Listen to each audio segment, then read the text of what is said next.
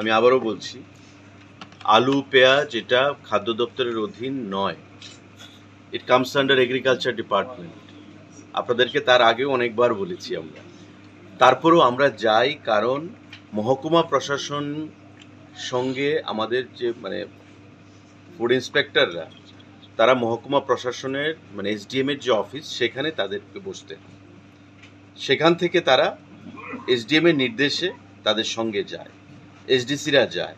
তো স্বাভাবিকভাবেই অনেকের বদ্ধমূল ধারণা যে এটা খাদ্য দপ্তরের অধীন। আসলে এটা খাদ্য দপ্তরের অধীন নয়। অ্যাগেন আই এম রিপিটিং যে পিডিএস আইটেম যেগুলো, সেগুলো আমাদের মধ্যে রয়েছে, এখতিয়ার রয়েছে। তারপরেও আমরা যাই, আগামী দিনেও আমরা যাব, কারণ আমাদের এটা একটা সরকার, এটা প্রত্যেকের সরকার। আমাদের যে এখতিয়ার রয়েছে বা এসডিএমকে সঙ্গে নিয়ে আমরা তার বাইরেও আমরা কাজ করি জনগণের স্বার্থে। তো সেই জিনিসটা আমাদের চলবে।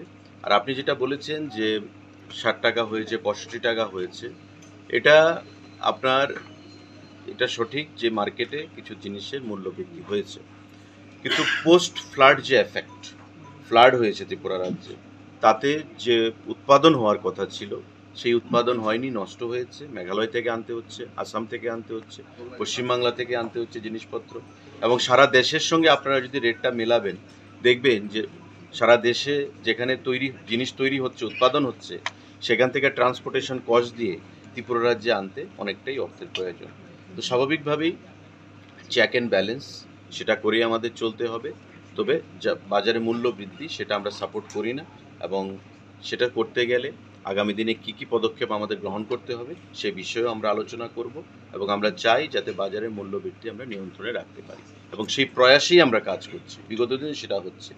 কিন্তু as per essential commodities act, ECJ act, EC act আমরা ইচ্ছা করলে এখানে চেঞ্জ করতে পারবো না।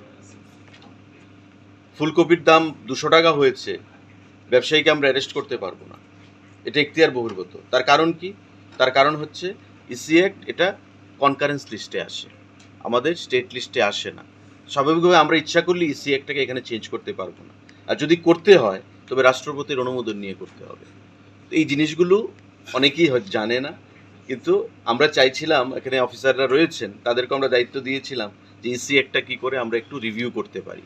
কিন্তু সমস্ত কিছু ল ডিপার্টমেন্টের সঙ্গে আলোচনা করে যেটা বেরিয়ে এসছে, যেটা আমরা করতে পারবো না যতক্ষণ না পর্যন্ত গভর্নমেন্ট অফ ইন্ডিয়া ইসি অ্যাক্টকে পরিবর্তন করবে। তো সেই জিনিসগুলো রয়েছে, টেকনিক্যাল পার্টগুলো রয়েছে।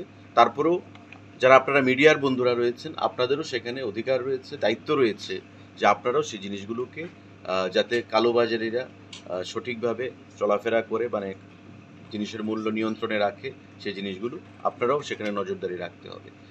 দপ্তরের ক্ষমতা রয়েছে, দপ্তরের কিন্তু ম্যান পাওয়ার সীমিত।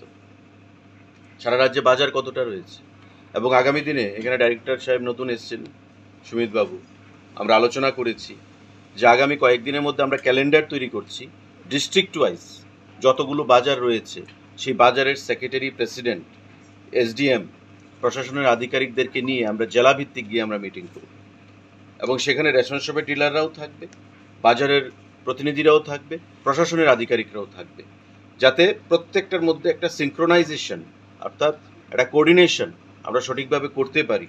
তার জন্য আমরা কাজ করব ডিস্ট্রিক্ট ভিত্তিক। তো দপ্তর থেকে আমরা পদক্ষেপ গ্রহণ করতে পারি, প্রচেষ্টা গ্রহণ করতে পারি, কিন্তু যারা কালোবাজারিরা রয়েছেন, একটা অংশ যাদের উদ্দেশ্য হচ্ছে মুনাফা অর্জন করা, তাদেরকেও আনমাস্ক করতে হবে, তাদেরকেও মানুষের সামনে আপনাদেরকে সেখানে তুলে ধরতে হবে। মিডিয়ার বন্ধুদের, এটাই আপনাদের কাজ।